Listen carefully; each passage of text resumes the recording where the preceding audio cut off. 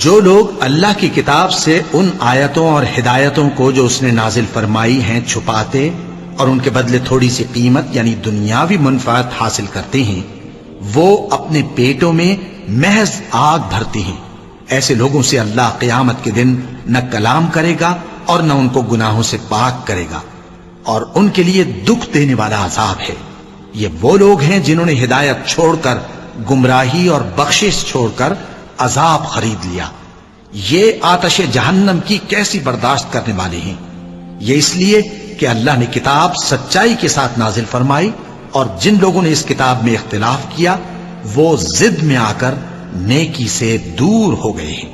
نیکی یہی نہیں کہ تم مشرق و مغرب کو قبلہ سمجھ کر ان کی طرف منہ کر لو، بلکہ نیکی یہ ہے کہ لوگ اللہ پر اور روز آخر پر اور فرشتوں پر اور اللہ کی کتاب پر اور پیغمبروں پر ایمان لائے۔